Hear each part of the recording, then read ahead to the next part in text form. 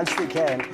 Good afternoon, everyone. My name is Dr. Sherri Wilson, proud educator, 22 years with Broward County Public Schools, second generation educator. My father was an administrator in Elizabeth, New Jersey for 42 years. And my mother was an administrator in Newark, New Jersey, also 42 years. So I do come by this practice very honestly. In the world of education today, we've heard so many different conversations about equity, access, and impact. We are coming to the table of collaboration to brainstorm, to come from different aspects of profession, to meet at the table of collaboration so that we can close achievement gaps for students nationwide. The challenges that we have are not new. They are just amplified based on the experiences that we've had since 2020. I remember March 13th, 2020 very well, where the light switch went off one day. We went home for spring break and never returned.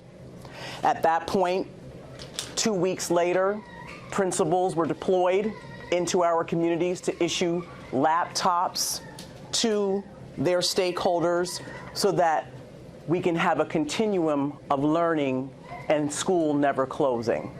Scary times, trying times, but educators were in the front position of this movement, and for the first time in a long time, parents, I believe, understood the impact of what it is to have a good educator in front of their children every day when the responsibility became a part of their household on a daily basis. So how do we continue this work in a post-pandemic, or still current in some cases, environment? We need to ensure that we are changing the paradigm and we are not afraid to shake the proverbial table of change. How do we do this? Through innovation. If we do not close in the digital divide that has widened since COVID-19, we are in for additional systemic challenge that we may not be able to correct if we don't get in front of our students in a real way, who have disconnected from the process of that human touch in the classroom, no interest in a textbook, and are governed more by TikTok and Fortnite than a person. Next slide. So we're just going to go over a few items today. The Department of Innovative Learning, what we do, some of the programs that we house, Digital Promise through Verizon, instructional technology, and the ones that make it happen, the instructional facilitators.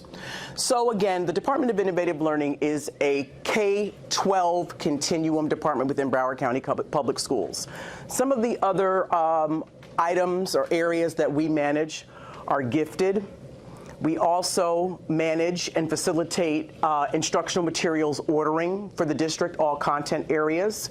Additionally, we manage the purchasing and vetting of our individual learning management platforms. The instructional facilitators within my department go out and train teachers on the different platforms, but they also create curriculum based on schools' needs to tailor the needs for that particular vision and principle so that they can impact student learning. Additionally, global education is something that's very important. In order for us to make sure that our students are equipped in this 21st century marketplace, technology is a non-negotiable. Access to technology is a non-negotiable. Equitable and quality, high quality instruction is key in this process. If we don't have it in this day and age, it is simply educational malpractice. So how do we close the gaps in relationship to this? Digital Promise is a wonderful program that we've been working with for the past several years. We have roughly 8 cohorts, 8 schools that are Verizon wireless schools through the VILS program, where we have one-to-one devices that come to our students, whether the school selects a Lenovo or an iPad, and we facilitate learning through this particular process with an in-house coach to facilitate professional development on ground.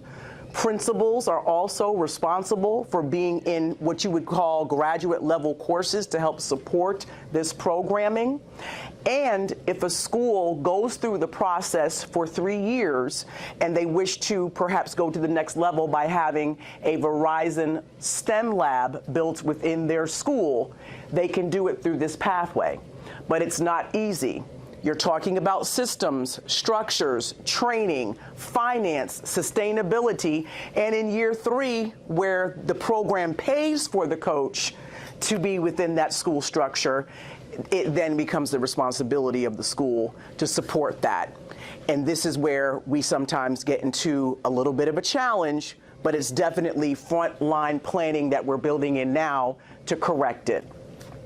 Finally, with Verizon, what's wonderful about this particular program, the BILLS program, and I wanted to give them a plug because they're a huge partner, they are looking to build out cohorts in other districts across the nation where there have been a nice impact in places like Broward County. They're looking to expand the net. So make sure you get on their website and check it out, because there may be, for the school-based and site-based people in the room, this may be an opportunity for you to grow.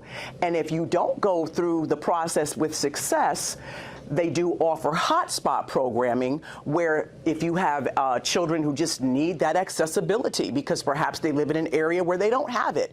We talk about the urban divide, but there's also a rural divide. So we want to make sure that those students have access to hotspots so that they can have their continuation of education taking place. Next slide. So again, pre-COVID, post-COVID, brick and mortar, hybrid, 50% one-to-one access to technology, 100% one-to-one access with technology, based on us being forced into that particular structure with the impact of the pandemic. As we're walking out of that space, some of the areas that I would like to bring to your attention that we sometimes forget. The work and the research that I've done for my career really works within reversing the school-to-prison pipeline, ensuring that there is equity and access for all students, but we also want to focus on non-traditional students, making sure they have equity and access.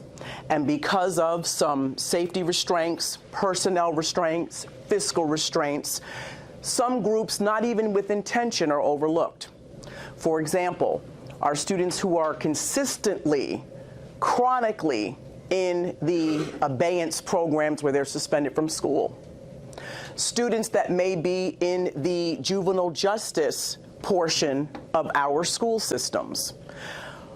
Alternate learning environments such as college and technical schools may have access to, if you're in the K-12 space, all of the apps that the district may have to offer. But there may be some gaps based on that space being college first year. If it's not in a dual enrollment program where there's crossover, those individuals don't have the same access to the plethora of apps that you may have at your fingertips in the K-12 space. So through the creation of this technological age, there are gaps that are being created, not necessarily with the intent, but it is the byproduct of what we're building in the process. So again, we want to make sure that in this space we understand, with some of the qualifications that have been reduced for entry into this profession, we have to build that back up on the back end. And there's zero time. If you have a student who has never transitioned into a classroom, hasn't had the opportunity to do student teaching, or was in another profession altogether, they may have been delivering pizza prior to coming. But the fact remains, you still have to train them. If they have a passion and desire to be in the classroom, that's time. We have to be creative with how we integrate professional development that's engaging for our teachers, the veteran teachers, and the ones that are new to the profession. It's extremely key because with those gaps, with those deficits, we are losing the proverbial points off the board to close the gap and bring students up to proficiency so they can perform on high-stakes testing experiences throughout the year. Again, when you're talking about this infusion of technology, sometimes less is more. So the conversation around where are we getting the greatest impact? Start having those conversations within your district. Have you done a forensic analysis of what your productivity has been with said app? How are you measuring the outcomes on the back end? What does that look like based on your student exemplars as a result of exposure to the individual learning management platform in question? Is the impact there?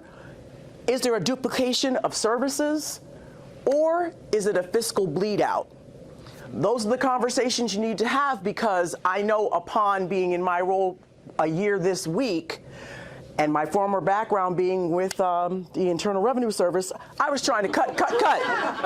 I'm like, this needs to be cut, that needs to be cut. But of course, the passion of some of my instructional facilitators and supervisors, specifically in the library media space, no, we can't get rid of Britannica. The elementary teachers love it. I understand, but what do the dollars translate to making sense? Does the impact and exposure result in student growth and gains? That's the true measurement when you're talking about human capital and education. Are the students getting what they need out of it, or are we making a pathway that's easier for practitioners and not the progress of students? Woo! Those are the hard conversations that we have to have at the table of collaboration in education. Far gone are the days of being in the tall skyscraper and having a disconnect to the boots on the ground. Those days are done. We need to have boots on the ground. We need to have conversations with our teachers and respect them as the professionals that they are. And if they don't have that toolkit, we have to provide it at a nominal fee, sometimes for free, but we get it done by tapping into the talent. It's really about cultivating and harnessing the talent from within and repositioning it within your organization so that you can get attainable gains. It's a difficult practice, but it means so much. Having been a principal of a fragile school in one of the most difficult areas or districts within Broward County, and coming up the rank and file through multiple Title I schools, I don't believe I've ever taught or been an administrator that was not a Title I school, and I'm saying in excess of 85% Title I. Mm-hmm. We are in a crisis if we do not shift the paradigm so that we can reach every student, every teacher. But we have to equip them by tapping into their talent. And the very individuals that I used to help break up fights with have followed me to 3 different locations as an administrator, from an assistant principal to a principal. Relationship. That same, and a few of those same individuals when the pandemic came were some of the few that were willing to walk into a building with me, no questions asked, to deploy laptops. Relationships, where you show up. Are you going to hide behind the column when the fight breaks out? When the child is going through a Baker Act situation, you have to shut things down, close down a classroom, double down. Are you the administrator that can go in and pivot and teach the class and not just give the directive about how it should look?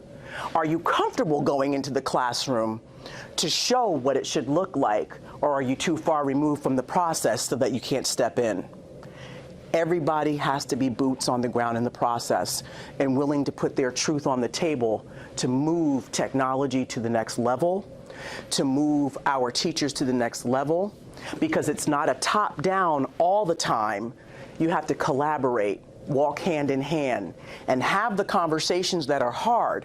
But when your stakeholders know that you are there for them in the good fight of educating students, they'll follow you to the ends of the earth when they know you will show up for them.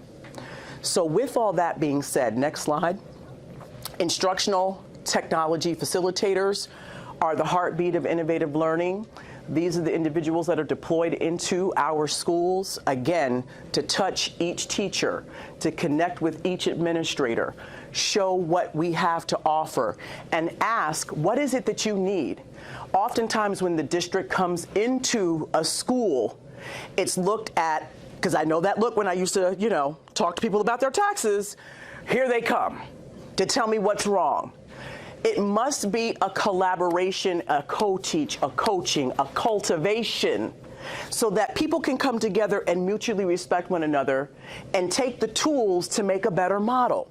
Everything in education is not bad, but we just have not had necessarily all of the support, the fiscal access to carry out the mission.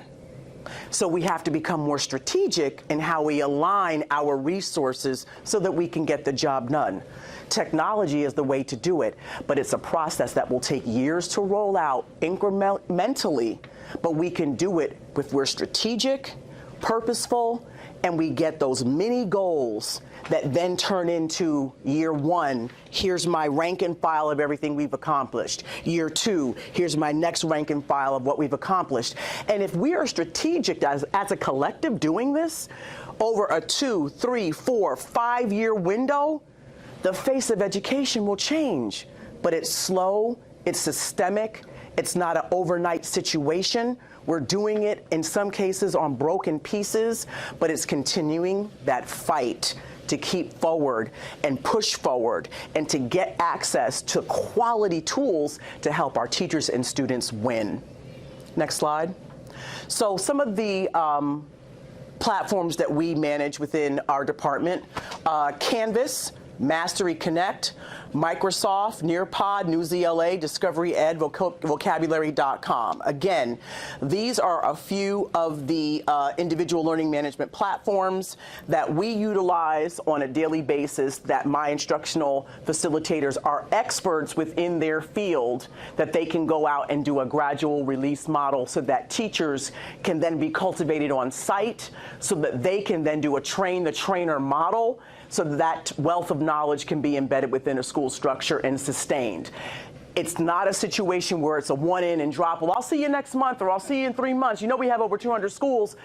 I had to come in this year and restructure how we did business as it relates to where does the data reflect where we have the most fragile populations and who has the most and the greatest need.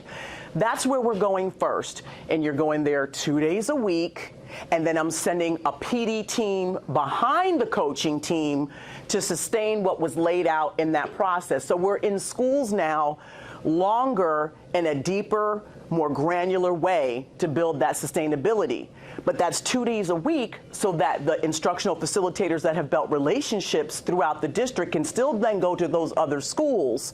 But these 2 days, we own where we're going into the most fragile. And those who have got it, they have a strong system, the administration is welcoming, they bring you in, no problem. But we have to go where the need is, and that's what's so important. Again, districts ensuring that they have the proper credentialing and training. We have the MIEE credentialing through Microsoft. And teachers, you know, just like students, they love to get a sticker that they can put in their email to show what training they've gone through. I mean, I've seen some email signatures that are like a paragraph underneath their name. Whatever makes you happy, because it's not necessarily a fiscal reward that we get. So if it's a badge that'll keep them, let's do that. So again, making sure that we are exposing our educators to get the training that they need to become more proficient with their pedagogy, their practice, and that it's 21st century relevant, relatable, and reliable. That's also very key. Next slide. And again, if you ever want to have a conversation, I had the pleasure of working with Dr. Balgobin from Volusia for a few minutes when she was in Broward County, and she was very much interested in the Verizon rollout that we were doing while she was with us, and any other counties that want to have a conversation with what we're doing to really marry the IT side of education with the educational practitioner. We're here to collaborate and put heads together and create think tanks so that we can move the state in a forward-moving direction. But the encouragement that I would like to give to all of you as you go back to your respective states and districts is, again, to continue the good fight, because this is a good fight, and it is very, very good to be good trouble. So if you need to be the voice of reason at the table to respectfully stand for your truth as an educational practitioner so we can move this work forward for our students, that's the key. But it starts with relationships. It starts with grace and respect, as my superintendent would say, Dr. Vicki Cartwright. Grace, relationships, respect. It's very key. So with all that being said, I thank you for the opportunity to share with you today. And it was nice meeting all of you, and I look forward to seeing you again in the future. Have a good one.